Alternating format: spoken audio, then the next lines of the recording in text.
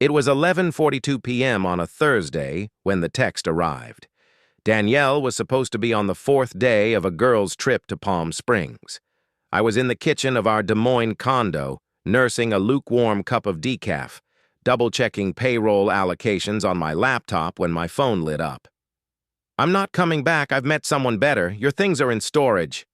Attached was a screenshot, a $118,000 transfer from our joint savings, straight into her personal account. I stared at the screen for a full minute, unmoving. The words, so clinical, so final, might as well have been carved into glass. I didn't throw the phone. I didn't scream. I just finished my coffee. 15 years undone in 2 sentences and a bank notification. The signs had been there, of course. The longer getaways, the dresses she never wore around me, the silences when I walked into a room and she was on the phone. I cataloged it all, subtly, passively, like an accountant reviewing a messy set of books for patterns. I'm a forensic accountant. Noticing inconsistencies is literally my job, but I hadn't confronted her. Not once. Maybe that was my first mistake. Or maybe it was marrying someone who always smirked whenever I tried to explain what I actually did for a living. "Spreadsheets and boring numbers," she used to say. "You're like a human calculator." She had no idea that calculators remember. I powered up my laptop and logged into a secondary email account. One Danielle didn't know existed. 3 notifications from my private banking security service flashed red. Attempts to change passwords on 2 offshore accounts and 1 retirement fund. Clever girl. Thorough. I typed back 1 reply to her message. "Good luck." Then I called my brother, Jason. "Remember that contingency plan we talked about 5 years ago?" Jason answered instantly. "Yeah. You mean the one you set up after she forgot your birthday and posted a yoga retreat selfie instead?" "It's time." "You sure?" "She just made her move." I ended the call and looked up at the only photo in the condo that still had the 2 of us in it. It was our wedding photo. Her smile in that picture used to mean something. Now it looked like a warning I hadn't understood. We met at an alumni mixer at the University of Iowa. She was radiant, ambitious, energetic in the way that felt contagious. I was 38, freshly divorced, and laser-focused on building my practice. Danielle was 34, and she made it clear from the beginning, "I don't care about the details, just make sure we're comfortable." And I did. I funded her yoga studio, paid for the upgrades when she said the space needed a refresh to attract the right clients, bought her the car she wanted, moved us into a better neighborhood when she said the old one didn't match her energy. I signed checks while she grew her Instagram presence, posting stretches on the beach and green smoothies beside infinity pools. One Christmas, she forgot my birthday. When I reminded her the next day, she gave me an expensive watch. "The studio expansion's been eating all my focus," she said with a wink. That night, I finalized my asset contingency files. 6 years into the marriage, I'd started quietly shifting assets. Nothing illegal, just intelligent. I set up 2 LLCs, moved passive income streams offshore, created blind trusts. I made sure all visible accounts stayed modest. Danielle only knew about 2 joint accounts, both decoys. The real security was built underneath, subterranean, untouchable. The morning after the text, I woke at 5:30 a.m. as usual. Habit is funny like that. Grief hadn't rewritten my circadian rhythm yet. I brewed coffee, logged into my personal financial control system, a custom platform I built for high-stakes audits but adapted for myself, and activated Protocol 6B, the Personal Emergency Financial Freeze. I locked all credit cards, triggered a fraud flag on the $118K transfer using my banking contacts, contacted my lawyer with documentation, filed for divorce. Then I called my mother. "She's gone," I said quietly. "She took the money, moved my things out." A pause. Then, "I'm sorry, Leonard, but I can't say I'm surprised. What now?" "What I've been planning for years. I protect what's mine." An hour later, my phone buzzed. "Danielle." I declined. Again, 10 more times. Then a text. What the hell did you do? My cards don't work. Trey's accounts are frozen. That name, Trey. I'd seen him tagged in her yoga posts. That was someone better, huh? I didn't reply. Instead, I drove to the storage unit she mentioned. I punched in the code she provided. 2 boxes waited. Inside, my clothes, some chargers, my backup laptop. But no photos, no keepsakes, no trace of the life I'd lived. That's when the numbness turned into something sharper. This wasn't just abandonment. She wasn't walking away. She was trying to delete me, like I was some temp file she could drag to the trash. I sat in my car, opened the laptop, logged into an investigator-only financial database, entered the name Trey Harmon. What I found was predictable and infuriating.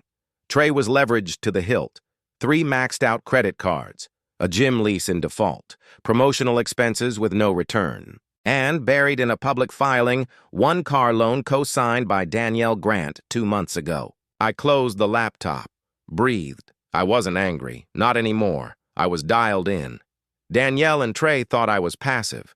They thought I was just the money guy, useful until they didn't need me anymore. But I wasn't just a forensic accountant. I was a man who'd already traced every shadow in this theater, and I was done pretending I couldn't see the plot. If you've ever been left behind after giving everything, time, trust, love, money, drop a 1 in the comments. Let's talk about what happens when the quiet ones fight back. That evening, my phone lit up with a notification. An unknown number. You need to back off. Danielle deserves better. Don't make this uglier than it needs to be. No name. But I didn't need one. And they had no idea what was coming next. At 9:03 a.m. sharp, I walked into the firm as I always did. Coffee in one hand, portfolio in the other, tie crisp, posture upright. What I didn't expect was the hush that fell across the room. Conversations stopped mid-sentence. Screens flickered with paused spreadsheets. Then came the fake smiles. From the glass conference room at the far end, I spotted Alicia Jensen, my junior partner, leading a client presentation, except that wasn't her client. It was Gregory Langston, one of my long-standing corporate audit accounts, a relationship I'd spent 6 years cultivating. "Leonard," my assistant Valerie whispered, approaching with a tight smile. "You might want to know. Alicia pulled your Langston files from the server last night. Said you were on personal leave. She pitched them this morning." "Did she?" I asked, voice calm but cold. I stared through the glass as Alicia laughed at something Gregory said, her hands animated, her heels tapping out confidence like gunshots against the floor. "Personal leave? That was rich." Back at my desk, I opened the shared server logs. Sure enough, her login accessed my folders at 2:13 a.m. She'd downloaded financial templates, review notes, and flagged the audit timeline as inherited due to team reallocation. Internal maneuvering disguised as collaboration. Classic. What Alicia didn't realize is I never leave critical files on the shared drive. What she stole was a curated breadcrumb trail, accurate but outdated, a miscalculation. I texted Jason. "L. Need you to monitor firm's internal access logs, see who Alicia's emailing, might be more than corporate ambition." J. On it. Also, pulled more on Trey. "You're going to want to see this." I closed my eyes and leaned back in my chair. The professional was bleeding into the personal, and both were being picked apart by people who mistook my silence for surrender. I met Danielle when she wanted certainty, safety, stability. Now she wanted adventure, risk, alignment with her higher self. She thought Trey Harmon was a better bet. What she didn't know, what he didn't know, was how exposed they both already were. That night, I sat with Jason in his home office. He flipped his monitor around. "You were right. Trey's gym business is underwater. Negative liquidity, stacked loans, 3 maxed credit lines." He clicked again. "Here's the kicker. Danielle co-signed a $175,000 equipment loan 4 months ago. She used your marital status to get preferred terms. On paper, you're both responsible. She used my name, I asked, my voice flatter than I expected. She didn't even hide it well. Digital signature from her device, logged under your IP address at home. She knew exactly how to make it look legit. I stared at the screen, watching the numbers crawl across like silent accusations. "You okay?" Jason asked. "She leveraged my assets for someone else's failure," I said. "I knew she'd leave. I didn't think she'd weaponize my life." The next morning, I emailed my attorney everything. Subject: Request emergency asset protection, documentation attached. Within an hour, she replied, "We'll file this afternoon. Loan fraud plus unauthorized transfer gives us a strong case. I'll push for a full freeze and immediate divorce motion." I thanked her and leaned back, staring at the ceiling. 15 years. She didn't just walk away. She staged an exit with exit funds, exit collateral, and a fantasy story about me being too boring for her growth. But her fantasy was about to crash into my reality. At 2:35 p.m., Danielle called again. I declined. A minute later, "We need to talk. Trey's panicking. The bank is asking questions. I didn't think you'd actually do this." Then, "I made some mistakes. We can work through this. Call me." I muted my phone and walked into the break room. Alicia was there, smiling at someone from HR. "Leonard," she said too brightly. "Glad you're back. Heard you were going through things." I didn't respond, just met her gaze. "You know," she added, taking a sip from her rose gold tumbler, "it's probably best to delegate a few accounts. Clients get nervous when they think someone's distracted. No shame in taking a step back." I stepped closer. "Just be careful with your ambition, Alicia. Sometimes what you grab too early burns your fingers." Her smile wavered, just for a second. That evening, I drove past Harmon Fitness. Neon lights, glass walls, and inside, young people posting selfies in matching athleisure. The facade of success, but facades crack, especially under financial weight. I parked across the street and watched through the glass. Trey was behind the front desk, greeting someone, arms toned and fake tanned, charisma turned up to 11. I smiled to myself. He had no idea the loans backing his mirrors and dumbbells were about to be declared invalid.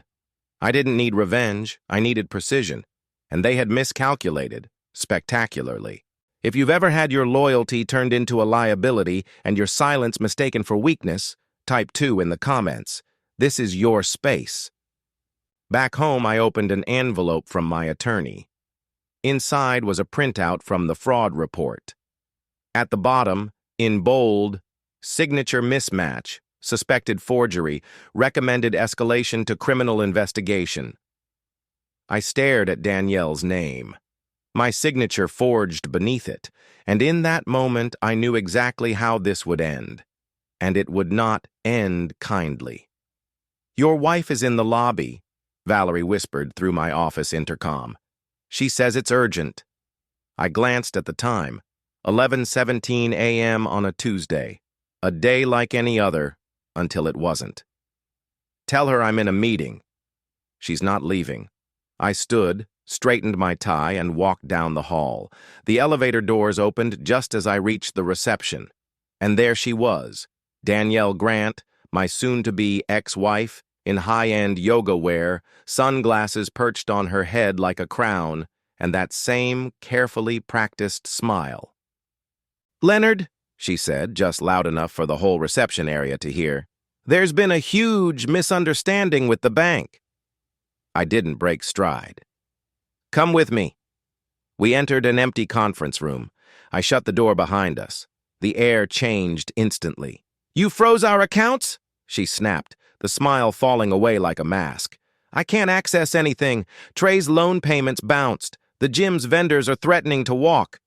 "I told you. You emptied our joint savings. That triggered automatic fraud detection." "It was our money. I'm your wife." "No, you were my wife. You're now the person who forged my signature on a $175,000 loan. That's not marriage. That's fraud." Her face drained of color. "What are you talking about?" "You co-signed a loan in my name. Used our marital status to get favorable terms. You don't think lenders check these things when there's an active investigation? You're bluffing. I pulled out a document and laid it on the table. Her signature. My name. Same loan. Time stamped. Device ID logged. She backed away. You can't use that. You weren't supposed to see it. That's the point, Danielle. I wasn't supposed to see a lot of things. That night, Jason and I sat in his kitchen, scrolling through emails, asset logs, and back-channel communications. He tapped the screen. Check this out. Alicia, the junior partner you mentioned, she's been forwarding your audit templates to a private email. Also reached out to a developer about starting her own boutique firm. Using our firm's internal client data? Looks that way. I pinched the bridge of my nose. Forward everything to my compliance officer. Blind copy legal. You're going full whistleblower on her? I nodded. If she's stealing clients, manipulating files, and leveraging my absence, she's made her choice. She thinks I'm weak because I'm quiet. The next day, I called my attorney. Send Danielle's forged documents to the bank's fraud team. I want confirmation in writing. Already done, she said. Also, they flagged several unauthorized lines of credit, all opened in the past 8 months. Each one lists you as secondary guarantor. My pulse thudded in my ears. They used our home as collateral for one of them, she added. Can we escalate? Absolutely. We're pushing for emergency asset protection and fast-tracking the divorce under grounds of financial infidelity and fraudulent misrepresentation. I hung up and stared at the ceiling. She wasn't just careless, she was strategic. But strategy is only powerful when built on truth. And Danielle had built hers on borrowed lies. Later that afternoon, my phone buzzed with a text. Unknown number again. Stop now. You're ruining her. Don't make this worse. I didn't respond. Instead, I printed out the full stack of documents and drove to Harmon Fitness. It was late evening. Peak hours. Inside, motivational slogans were painted across sleek walls. Push harder than yesterday. Discomfort is growth. How poetic. I walked in. Trey spotted me instantly. He was taller than I expected, with 2 white teeth and the plastic polish of someone who'd monetized his body better than his brain. Leonard, he said smoothly, extending his hand.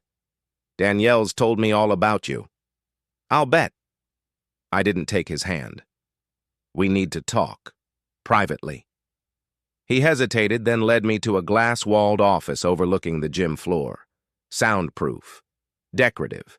Useless when the walls are closing in. What can I do for you? He asked. I placed the folder on his desk. He opened it. Loan forms. Danielle's forged co-signatures. Credit lines tied to my assets. Legal warnings. His face shifted from performative calm to confusion to panic. I didn't know, he whispered. Doesn't matter. Ignorance doesn't negate liability. These were business loans between me and her. No. These were loans made possible because my name, my assets, and my marital status were exploited. That makes them fraudulent. He leaned back. What do you want? Nothing. Just thought you should know the clock is ticking. Banks will start recalling loans. Collateral will be seized. And Danielle, she'll need a new story. You're bluffing? You sure you want to bet your gym on that? Back at my hotel, I found a package waiting for me. No name, just a label. Delivered by courier. Inside was a box, my father's watch. The photo of me and Danielle in Paris, my journals.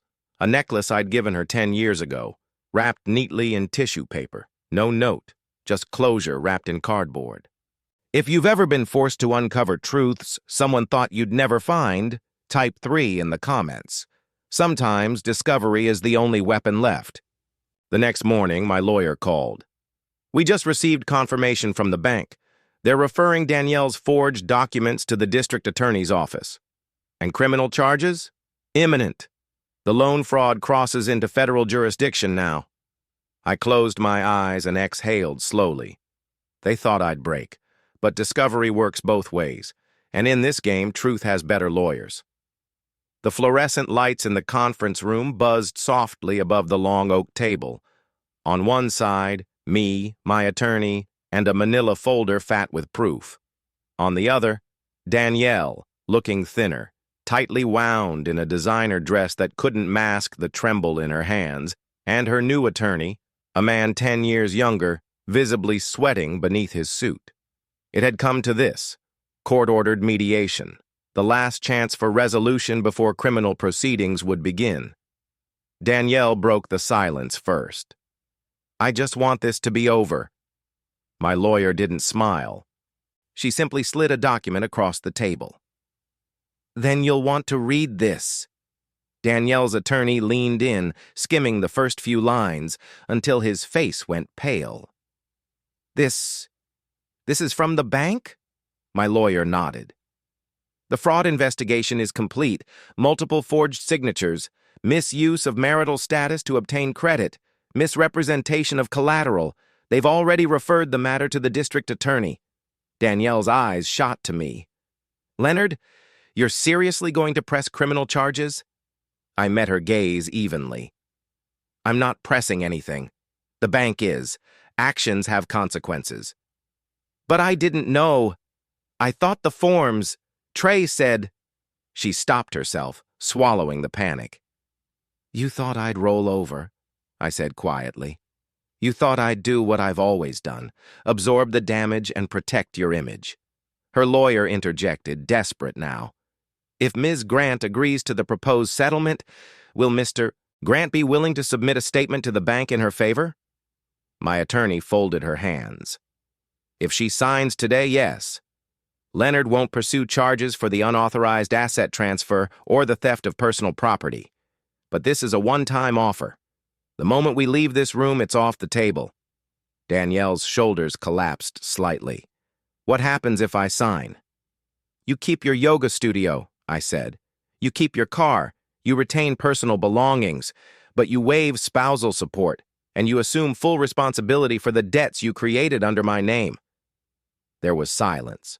The weight of it crushed even the hum of the fluorescent lights. "And Trey?" she asked, barely audible. My attorney answered. "Mr. Harmon's financial issues are independent of this settlement, but the banks are already in the process of reclaiming assets." Danielle stared at the page in front of her, like it was written in another language. But slowly, painfully, she picked up the pen. She signed. Outside the room, she caught my arm. "I never thought you'd fight back." "That was your mistake," I said. "You confused silence with surrender." "Was it all fake? The years?" "No, but pretending they still meant something after everything you did? That would be." I walked away without looking back. Weeks later, I moved into a modest house near downtown Des Moines. Nothing grand, just a craftsman with squeaky floors and a front porch I could sit on at night. The kind of home you rebuild yourself, one quiet wooden beam at a time. Jason came by one Saturday to help with the new kitchen cabinets. "You could have destroyed her, you know," he said as we measured and drilled. "Fraud alone would have put her away. You went easy." "What would be the point?" I replied. "She's already no longer my problem." We worked in silence for a while, measuring, drilling, leveling. It was meditative. "I'm thinking of taking a trip," I said eventually. "Maybe up north. Hit the lake. Haven't been since Dad died." "About time," Jason said. "You've earned it." That night, I sat on the porch with a bourbon in hand. The neighborhood was quiet. Kids laughing somewhere down the block. Someone walking their dog. It was different from the curated silence of the upscale development Danielle once demanded. This wasn't silence. It was peace. I thought about everything she took. The money, the trust, the years. But then I remembered what she didn't take. She didn't take my dignity. She didn't take my preparation. And she sure as hell didn't take my future. Weeks after the settlement, Alicia Jensen, the junior partner who'd tried to co-opt my clients, was placed on leave. The whistleblower file I submitted to the board was irrefutable. Client data misuse, personal ambition disguised as innovation, conflicts of interest logged and dated. She sent me an email that said simply, "You didn't have to go that far." I replied, "Miscalculation is a luxury, one you can't afford in this business." Danielle moved to Colorado. Her Instagram showed her posing on hiking trails and posting mantras about fresh starts and vibrations. Trey's gym was sold to a chain. He moved to Miami. Neither of them posted about the bankruptcy filings, the repossessions, or the frozen credit. People rarely do. I wasn't angry anymore. I wasn't bitter. I wasn't even interested in what came next for them, because for the first time in years, I had the space to breathe, to exist without apology, to live without manipulation, to begin again. If you've ever had to walk away not because you were weak, but because you were done, type 4 in the comments. Some endings are actually beginnings. The following Monday, my attorney forwarded me an email from Danielle's lawyer. A soft plea. My client requests a character statement to mitigate potential future legal proceedings. She believes Mr. Grant may still be willing to provide one. I stared at the screen, typed slowly. Character is built on action, not request. She made hers. Then I hit send and closed the ledger permanently.